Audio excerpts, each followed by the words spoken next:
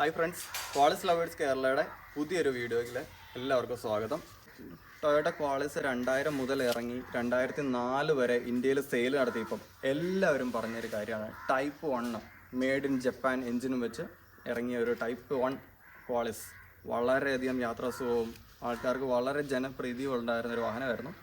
അപ്പോൾ നമ്മൾ ഇന്ന് കാണാൻ പോകുന്നത് 2000 മോഡൽ ഒരു GS ആണ്.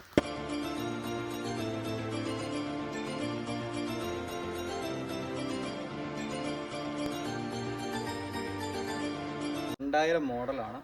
അടിപൊളി ഫാൻസി നമ്പറൊക്കെ ഉണ്ട്. 22, 23 ഫാൻസി നമ്പറിൽ ഉള്ള വണ്ടിയാണ്. നമ്മുടെ ആദ്യമോൻ RS വണ്ടിയുടെ അതേ നമ്പർ തന്നെയാണ്, 22, 23 രജിസ്ട്രേഷൻ നമ്പറിലുള്ള വണ്ടിയാണ്. അപ്പം ഇത് എല്ലാം നമ്മൾ അന്ന് വീഡിയോയിൽ ചെയ്തിരുന്നു, RSൻ്റെ വീഡിയോ ചെയ്തിരുന്നപ്പോൾ നമ്മൾ പറഞ്ഞായിരുന്നു ടൈപ്പ് 2ഉം ടൈപ്പ് 1ഉം തമ്മിൽ കുറേ എക്സ്റ്റീരിയറിലും ഇൻറ്റീരിയറിലും എല്ലാം കുറേ വ്യത്യാസങ്ങളുണ്ടെന്ന്. അത് നമുക്കിവിടെ നിന്ന് ആദ്യം വീഡിയോ വണ്ടിയുടെ പുറം എക്സ്റ്റീരിയർ കാണുമ്പോൾ തന്നെ നമുക്ക് മനസ്സിലാവും. ബോണറ്റ്, ഗ്ലാസ്, കാര്യങ്ങളെല്ലാം നമ്മുടെ ടൈപ്പ് 2ഉം ടൈപ്പ് 1ഉം കാഴ്ചയിൽ ഒരേപോലെ ആണെങ്കിലും താഴത്തേക്കുള്ള ഭാഗത്ത് ഹെഡ്ലൈറ്റ്, ഗ്രില്ല്, ബമ്പർ എല്ലാത്തിലും ഒരു വ്യത്യാസം തന്നെ കാണുന്നുണ്ട്. നമ്മൾ ആദ്യം കണ്ടിരുന്ന വണ്ടിയിൽ കണ്ടിരുന്നു, നമ്മൾ ടൈപ്പ് 2വിൽ കണ്ടിരുന്നു ഇതുപോലെ ഇവിടെ ബോണറ്റിൻ്റെ എൻഡിൽ തന്നെ ഒരു ക്രോമിയം ഇൻസേർട്ടും അതിൻ്റെ ചേർന്ന് തന്നെ ഒരു ടൊയോട്ടയുടെ എംബ്ലമൊക്കെ ആയിരുന്നു. എന്നാൽ ഈ ടൈപ്പ് 1ലേക്ക് വരുമ്പോൾ ഒരു വലിയ ഗ്രില്ലും ആ ഗ്രില്ലിന് സെൻട്രലായിട്ട് ടൊയോട്ടയുടെ എംബ്ലം ചെയ്തിരിക്കുന്നു. അതിനൊരു വളരെ ഒരു ക്രോസ് ഡിസൈനും കൊടുത്തിരിക്കുന്നു. ഒരു 2 ഹെഡ്ലൈറ്റും. അത് ടൈപ്പ് 2ആയിട്ട് വളരെയധികം ഡിഫറൻസ് ഉള്ളൊരു മോഡൽ തന്നെയാണ് ടൈപ്പ് 1ൻ്റെ ക്ലാസ് വന്നിരിക്കുന്നത്. പറയുമ്പോൾ തന്നെ അറിയാം, ടൈപ്പ് 1ൻ്റെ ഒരു ഫേസ് ലിഫ്റ്റ് മോഡലാണ് ടൈപ്പ് 2 എന്ന് അന്ന് ഞാൻ ആ വീഡിയോയിൽ പറഞ്ഞിരുന്നു. അത് തന്നെയാണ് കാണുന്നത്. നമ്മൾ ഈ ഒരു വാഹനത്തിൻ്റെ ഈ താഴത്തേക്ക് വരുന്ന ഹെഡ്ലൈറ്റ്, ഗ്രില്ല് ഭാഗങ്ങളും ബമ്പറും എല്ലാം ഒന്ന് മോഡിഫൈ ചെയ്തൊരു മോഡലാണ് ടൈപ്പ് 2വിൽ വന്നിരുന്നത്. ടൈപ്പ് 1ൽ പ്രത്യേകിച്ച് വരുന്നതെന്ന് പറഞ്ഞു കഴിഞ്ഞാൽ ഈ ഒരു ബമ്പർ 3 പീസ് ബമ്പറാണ്. അതായത് നടുവിലെ ഒരു ഭാഗം ഇരുമ്പിലും 2 വശത്തേക്ക് ഫൈബർ പോർഷനുമാണ് ഇതിൻ്റെ ബമ്പർ ചെയ്തിരിക്കുന്നത്. ഇനി വശങ്ങളിലെ കാഴ്ചയിലേക്ക് നമുക്ക് വരാം. വശങ്ങളിലേക്ക് നോക്കുമ്പോൾ തന്നെ കാണാം, നമ്മുടെ ആ ഒരു ഫെൻഡറിനോ അങ്ങനെ ഒന്നും പ്രത്യേകിച്ച് വലിപ്പ വ്യത്യാസങ്ങളോ ഷേപ്പിൽ വ്യത്യാസമോ ഒന്നും തോന്നുന്നില്ല. ബോഡിയുടെ ഫ്രണ്ട് മുതൽ ബാക്ക് സൈഡ് വരെ പോകുന്ന രീതിയിലുള്ള ഒരു ലൈൻസും ഒരു മസ്കുലർ ഡിസൈനും എല്ലാം ടൈപ്പ് 1ലും ടൈപ്പ് 2വിനും അത് സെയിം തന്നെയാണ്. വ്യത്യാസങ്ങളൊന്നും വരുത്തിയിട്ടില്ല.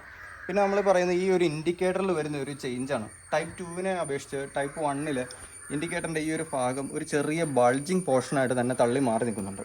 നമ്മുടെ ഇവിടെ വരുന്നത് വീലാർച്ചുകളായിരുന്നു. ടൈപ്പ് 2വിൻ്റെ വീലാർച്ച് നമ്മൾ കണ്ടിരുന്നു. ഇത് ടൈപ്പ് 1ലെ വീലാർച്ച് നമുക്ക് കാണുമ്പോൾ അറിയാം, കുറച്ചുകൂടെ വീതി കുറഞ്ഞ ഒരു റബ്ബർ ബീഡിങ്ങോട് തന്നെ കൊടുത്ത് ഒരു ഫൈബർ ഡിസൈൻ തന്നെ, അത് പ്രത്യേകിച്ച് ബോഡി കളറൊന്നുമില്ല, ഫൈബറിൽ തന്നെ കൊടുക്കുന്ന ഒരു വീലാർച്ചാണ് ഇത് വരുന്നത്.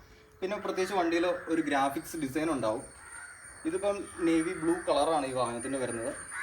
വേറെ പുറത്തേക്ക് നമുക്ക് നോക്കുമ്പോൾ എക്സ്റ്റീരിയറിൽ കാണുന്നതെന്ന് പറഞ്ഞാൽ പുറം നോർമൽ ടൈപ്പ് 1ഉം ടൈപ്പ് 2ഉം എല്ലാം തന്നെ ആ ഒരു ഡിസൈന് എല്ലാം പാറ്റേണും സെയിം ആണ്. പ്രത്യേകിച്ച് ഒന്നും നമുക്ക് വ്യത്യാസം പറയാനായിട്ട് GS ആയതുകൊണ്ടും 2000 മോഡൽ ആയതുകൊണ്ടും നമ്മുടെ ഇതിൻ്റെ ഗ്ലാസ്സിൽ കുറച്ച് വ്യത്യാസങ്ങളുണ്ട്. ടൈപ്പ് 1ഉം ടൈപ്പ് 2ഉം തമ്മിലുള്ള, ടൈപ്പ് 1ൻ്റെ ആണെങ്കിലും ടൈപ്പ് 2വിനാണെങ്കിലും ഫ്രണ്ട് ഗ്ലാസ് സെയിം ആണ്. അതായത് രണ്ടാമത്തെ ഗ്ലാസ്സിലേക്ക് വരുമ്പോൾ ഒരു സ്പ്ലിറ്റിംഗ് ഗ്ലാസ്സാണ് ഈ വാഹനത്തിൽ വരുന്നത്. സ്ലൈഡ് ചെയ്യാവുന്ന ഒരു സിസ്റ്റമാണ് ഈ മോഡലിലുള്ളത്. ഒന്നാമത്തെ നിരയിൽ വരുന്ന ഗ്ലാസ്സിന് വ്യത്യാസം എന്ന് പറഞ്ഞാൽ പുറത്തേക്ക് നമുക്ക് ടിൽറ്റ് ചെയ്ത് അല്ലെങ്കിൽ ഒരു സ്പ്ലിറ്റ് ചെയ്ത് പുറത്തേക്ക് നിർത്താവുന്ന, ഒരു തള്ളി നിർത്താൻ നമുക്ക് കുറച്ച് എയറൊക്കെ അകത്തേക്ക് കയറുന്നതിന് വേണ്ടിയിട്ടൊന്ന് ഒരു ലിവറോട് കൂടി വരുന്ന ഒരു ഓപ്പണിംഗ് ഗ്ലാസ്സുമാണ് ഇത് വരുന്നത്. പിന്നെ ഇങ്ങോട്ട് വരുമ്പോൾ നമുക്ക് പ്രത്യേകിച്ച് ഒന്നും കാണുന്നില്ല, ഗ്രാഫിക്സൊക്കെയാണ് വരുന്നത്. പിന്നെ ബമ്പർ തന്നെ കാണുമ്പോൾ അറിയാം, ടൈപ്പ് 1ലെ ബമ്പറിനെ കുറിച്ച് നല്ല വലിപ്പമുണ്ട്. അതായത് ഈ വാഹനത്തിൻ്റെ പുറകു വശത്തേക്കുള്ള സീറ്റ് കയറുന്നത് നമ്മൾ ഈ ഒരു ബാക്കിലെ ബമ്പറിൽ ചവിട്ടി ആയതുകൊണ്ട് തന്നെ ഇതൊരു സ്റ്റെപ്പായിട്ടാണ് ഈ വാഹനത്തിൽ ചെയ്യുന്നത്. അപ്പോൾ സ്റ്റെപ്പ് വരുന്നതുകൊണ്ട് തന്നെ ഈ ബമ്പറും ഇതുപോലെ തന്നെ 3 പീസ് ബമ്പറാണ്, മെറ്റലിലാണ് ഇത് ചെയ്തിരിക്കുന്നത്. 2 വശത്തെ സൈഡ് പീസുകളും ഫൈബറിലുമാണ് ഈ വാഹനത്തിൽ വന്നിരിക്കുന്നത്. ഇവിടെ നമുക്ക് ചവിട്ടുന്നതിന് ഒരു ഗ്രിപ്പ് കിട്ടുന്നതിനായിട്ട് ഒരു റബ്ബറിൻ്റെ ഒരു പോർഷനൊക്കെ ഇവിടെ ചെയ്തിട്ടുണ്ട്. പിന്നെ നമ്മൾ വാഹനത്തിന് ബാക്ക് സൈഡ് കാണുമ്പോൾ അറിയാം, ഇത് GSൻ്റെ തന്നെ ഒരു ബേസിക് ഡിസൈനാണ്. അത് GS ആണ് എന്നറിയുന്നതിനായിട്ട് GS എന്ന് പറഞ്ഞൊരു സംഭവം ഇവിടെ ഉണ്ട്. പിന്നെ നമ്പർ പ്ലേറ്റിൻ്റെ മേളിൽ ഒരു RSലൊന്നും ഉള്ള ഒരു ക്രോമിയം ഫിനിഷൊന്നും ഇതിനില്ല, ഒരു ഫൈബറിൽ തന്നെ ഫിനിഷുണ്ട്. ഇവിടെ ടൊയോട്ടയുടെ എംബ്ലം ചെയ്തിട്ടുണ്ട്. ഇവിടെ ക്വാളിസ് എന്ന് പറഞ്ഞ ഒരു ബാഡ്ജിങ് ഉണ്ട്. ഇവിടെ നമുക്കൊരു ടൊയോട്ട എന്നുള്ളൊരു ചെറിയ ബാഡ്ജിങ് കൊണ്ട് ഉള്ളതാണ്, മിസ്സായിരിക്കുന്നതാണ്. പിന്നെ നമ്മുടെ ഇൻഡിക്കേറ്ററിലും നമ്മുടെ സ്റ്റോപ്പ് ലൈറ്റിൽ വരുന്നതെന്ന് പറഞ്ഞാൽ ഇൻഡിക്കേറ്ററിൻ്റെ ഒരു പോർഷനും ഒരു ബാക്കിലേക്ക് വരുന്ന ഒരു റിവേഴ്സ് ലൈറ്റും ഒരു സ്റ്റോപ്പ് ലൈറ്റുമാണ് ഇതിനകത്ത് വരുന്നത്. എന്നാൽ ഇത് നമ്മുടെ ബോഡിയുടെ ഫെൻഡറിൽ തന്നെയാണിത് എംബഡ് ചെയ്തിരിക്കുന്നത്. നമ്മുടെ എന്താ പറയുക, ബോഡിയുടെ ഭാഗത്തേക്ക് നമ്മൾ ഡിക്കി ഓപ്പൺ ചെയ്യുന്ന ഒരു ഭാഗത്തേക്ക് വരുന്ന ഒരു ഡിസൈനൊന്നും ഇതിനില്ല. നമുക്ക് ഈ വാഹനത്തിൻ്റെ ബൂട്ടൊന്ന് തുറന്ന് കാണാം.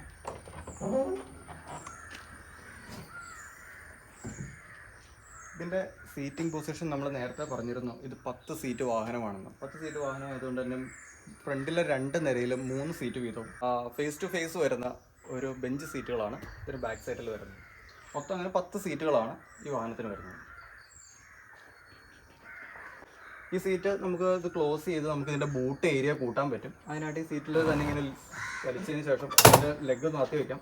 ഇവിടെ നമ്മളൊരു ക്ലിപ്പ് ഇട്ട് കഴിഞ്ഞിട്ടുണ്ടെങ്കിൽ ഓക്കെയാണ്, സീറ്റ് ഓക്കെ.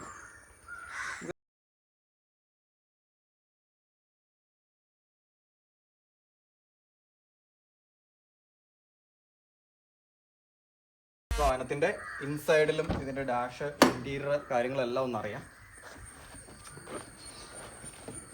നമുക്ക് ഇതിൽ ഡോറിൽ തന്നെ കാണാം, ഇതിൽ പ്രത്യേകിച്ച് വേറെ എക്സ്ട്രാ ഫിറ്റിങ്സുകളൊന്നുമില്ല. നമുക്ക് ഹാൻഡിലിന് ഒരു ഇതുണ്ട്, പിന്നെ ഡോർ ഓപ്പൺ ചെയ്യുന്നതിന് ഒരു ഇതുണ്ട്. നമ്മുടെ ഗ്ലാസ് പൊക്കുന്നതിനും താത്തുന്നതിനും മാനുവലായിട്ട് തന്നെ വരുന്ന കൺട്രോളാണ് ഇതിന്. അപ്പോൾ നമ്മൾ ഇതിൻ്റെ ഡാഷിനെ കുറിച്ച് പറയുമ്പോൾ ഡാഷിൽ പ്രത്യേകിച്ചൊന്നുമില്ല, നമ്മൾ കൂടുതൽ എക്സ്ട്രാ ഫിറ്റിങ്സുകളൊന്നും വരുന്നില്ല. നമുക്കിവിടെ ഒരു സ്റ്റോറേജ് സ്പേസ് ഉണ്ട്, പിന്നെ നമുക്കിവിടെ ഒരു AC-യുടെ സ്പ്ലിറ്റ് വരുന്നുണ്ട്, അതിൻ്റെ കൺട്രോളൊക്കെ ഇവിടെ കൊടുത്തിട്ടുണ്ട്. പിന്നെ നമുക്ക് ഇവിടെ വരുന്നത് AC-യുടെ 2 വെൻറ്റുകൾ ഇവിടെയും വരുന്നുണ്ട്. AC-യുടെ എല്ലാ കൺട്രോളുകളും ഇവിടെയാണ്. പിന്നെ ഹസാർഡിൻ്റെ സ്വിച്ച് ഉണ്ട്. മീറ്ററിൻ്റെ ഒരു ഡിഫറൻസ് പറഞ്ഞിരുന്നു, RPM മീറ്റർ വരുന്നുണ്ടെന്ന്. അപ്പോൾ ഈ ഒരു വാഹനത്തിൽ മീറ്ററിൽ RPM മീറ്റർ വരുന്നില്ല എന്നുള്ളത് നമ്മളത് കാണിച്ചു തരുന്നുണ്ട്.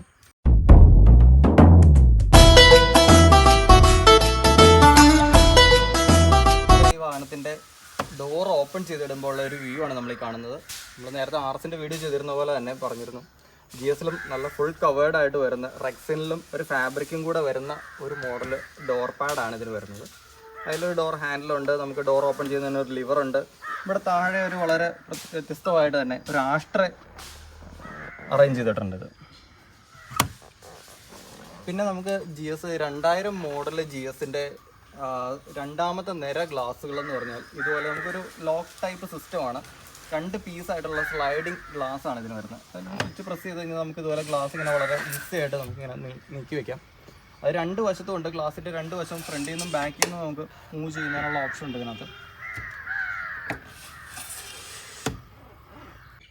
അപ്പോൾ നമ്മുടെ 3ാമത്തെ സീറ്റിൻ്റെ നിരയിൽ വരുന്ന ഗ്ലാസ്സുകൾ ഞാൻ നേരത്തെ പറഞ്ഞിരുന്നു. ഇത് നമുക്ക് പുറത്തേക്ക് നമുക്കൊന്ന് ഓപ്പൺ ചെയ്ത് വയ്ക്കുന്നതിനുള്ള ഒരു ലിവർ സിസ്റ്റമാണ് ഇതിന് അറേഞ്ച് ചെയ്തിരിക്കുന്നത്.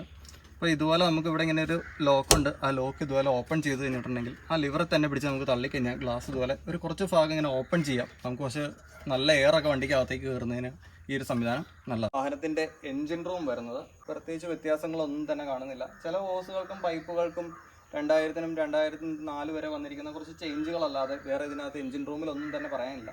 പിന്നെ നമ്മൾ നേരത്തെ പറഞ്ഞിരുന്നു, RS-ൻ്റെ വീഡിയോ ചെയ്തപ്പോൾ പറഞ്ഞിരുന്നു എൻജിൻ റൂമിന് അകം വരുന്നത് മാറ്റ് ബ്ലാക്ക് ഫിനിഷിലായിരുന്നു എന്ന്. അപ്പോൾ ഈ വാഹനങ്ങൾക്ക് വന്നിരിക്കുന്നത് പറഞ്ഞാൽ ഈ വണ്ടിയുടെ പുറമേ ഉള്ള ബോഡിയുടെ കളർ തന്നെ മാറ്റ് ഫിനിഷിലാണ്. അതായത് ഈ വാഹനത്തിൻ്റെ പുറമേ വരുന്ന ഒരു ബ്ലൂ ഷെയ്ഡ് ആയതുകൊണ്ട് അതിൻ്റെ ഒരു മാറ്റ് കളറാണ് ഇതിൻ്റെ എൻജിൻ്റെ ഏരിയ എല്ലാം വരുന്നത്.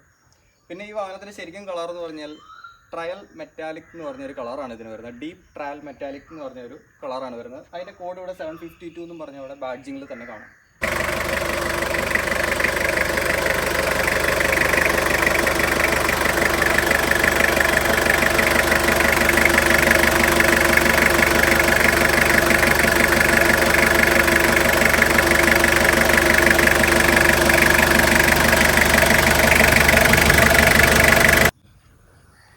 ഈ വാഹനം ആദ്യം ഞാൻ വീഡിയോയിൽ പറഞ്ഞിരുന്നു 2000 മോഡൽ വാഹനമാണ്. ഇത് എറണാകുളം ജില്ലയിൽ രജിസ്റ്റർ ചെയ്തിരിക്കുന്ന 20 വർഷം പൂർത്തീകരിച്ച ഒരു വാഹനമാണ്.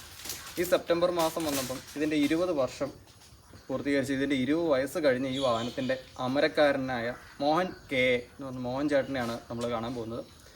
അദ്ദേഹം കൂത്താട്ടുകുളം ടൗണിൽ ഒരു ടെക്സ്റ്റൈൽ ഷോറൂം 35 വർഷമായിട്ട് നടത്തിക്കൊണ്ടിരിക്കുകയായിരുന്നു. അതിനുശേഷം മോഹൻ ചേട്ടൻ ഇപ്പോൾ വീട്ടിലെ കാര്യങ്ങളും എല്ലാം നോക്കി നടക്കുകയാണ്.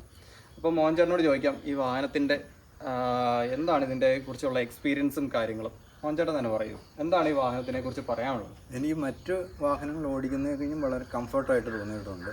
നല്ല ഫ്രണ്ട് വ്യൂ ഉണ്ട്. ഫ്രണ്ടെല്ലാം ശരിക്കും കണ്ട് ഏത് സിറ്റികളുടെയും അല്ലാതെയുള്ള വഴികൂടെ എല്ലാം സുഖമായിട്ട് ഓടിക്കാൻ പറ്റുന്നു. ഓക്കെ, പിന്നെ ഇതിൻ്റെ സർവീസ് കാര്യങ്ങൾ പറയും. നിപ്പോൺകാരുടെ നെട്ടൂർ ഷോറൂമിലാണ് മൂവാറ്റുപുഴ ഷോറൂം തുടങ്ങുന്നതിന് മുമ്പ് വരെ ചെയ്തുകൊണ്ടിരുന്നത്. Okay okay. അതായത് വാഹനം മേടിച്ച കാലം മുതൽ നെട്ടൂരുള്ള ഷോറൂമിലായിരുന്നു ചെയ്തുകൊണ്ടിരുന്നത്. മൂവാറ്റുപുഴ ഷോറൂം തുടങ്ങിയതിന് ശേഷം മൂവാറ്റുപുഴ സർവീസ് ചെയ്യുന്നത്. ശരി ശരി ശരി. അപ്പോൾ ഇതിൻ്റെ ടൊയോട്ടയുടെ സർവീസിലെല്ലാം തൃപ്തനാണ്? വളരെ നല്ല സർവീസൊക്കെയാണ്. അപ്പം നമ്മൾ കണ്ടിന്യൂ ചെയ്ത് വരുന്ന സർവീസുകളെല്ലാം നമ്മളെ കൃത്യമായിട്ട് വിളിച്ചറിയിക്കുകയും സർവീസിന് വരാൻ പറയുകയൊക്കെ ചെയ്യാറുണ്ട്. ഓക്കെ. നമ്മൾ ഈ വാഹനം ചോദിക്കുന്നത് ശരിയല്ല, എന്തെങ്കിലും നമ്മൾ ഇവരുടെ സർവീസിൽ ഒരു മോശമോ എന്തെങ്കിലും നമുക്ക് തോന്നിയിട്ടുണ്ടോ ടൊയോട്ടയിൽ? മോശമൊന്നും തോന്നിയിട്ടില്ല. ഇല്ല. ഇപ്പോൾ പാർട്സൊക്കെ മാറണമെങ്കിൽ ചില നല്ല കോസ്റ്റ്ലിയാണ്. പാർട്സിന്റെ വില കൂടിയിട്ടുണ്ട് വളരെയധികം. അതായത് ഷോറൂമിൽ നമ്മൾ ചെയ്യുമ്പോൾ ഷോറൂമിലെ പാർട്സുകളുടെ എല്ലാം നല്ല വില കൂടിയിട്ടുണ്ട് ഈ 20 വർഷത്തെ എക്സ്പീരിയൻസിൽ വെച്ച്. ഇത് എത്ര വർഷമായിട്ടാണ് നമുക്ക് തോന്നുന്നത് ഇപ്പം ഇങ്ങനെ പാർട്സിന് ഭയങ്കരമായിട്ട് വില കൂടി തോന്നി? ഒരു 5 വർഷമായിട്ട് നല്ല പാർട്സിന് വില കൂടുതൽ തോന്നുന്നുണ്ട്. ഓക്കെ. അപ്പോൾ ഇതൊക്കെയാണ് മോഹൻ ചേട്ടന് ഈ വാഹനത്തിനെ കുറിച്ച് പറയാനുള്ള കാര്യങ്ങൾ. ഇപ്പം എല്ലാവർക്കും അറിയാവുന്ന പോലെ തന്നെ ഒരാൾ തന്നെ 20 വർഷമായിട്ട് ഈ ഒരു വാഹനം ഉപയോഗിക്കണമെങ്കിൽ അത്രയധികം ഈ വാഹനത്തിനോട് പ്രിയവും സന്തോഷവും അദ്ദേഹത്തിന് കൊടുത്തിട്ടായിരിക്കും ഈ വാഹനം ഇപ്പോഴും ഇതിങ്ങനെ ഈ വീട്ടുമുറ്റത്ത് കിടക്കുന്നത്. മറ്റു പല വാഹനങ്ങളും ഇദ്ദേഹം മേടിച്ചിട്ടുണ്ടെങ്കിലും ഈ വാഹനം ഇപ്പോഴും ഈ വീടിൻ്റെ ഒരു ഓരത്ത് ഇപ്പോഴും ഇവിടെയുണ്ട്. അപ്പം ക്വാളിസ് ലവേഴ്സ് കേരളയുടെ പുതിയൊരു വീഡിയോ ആയിട്ട് ഇനി കാണാം.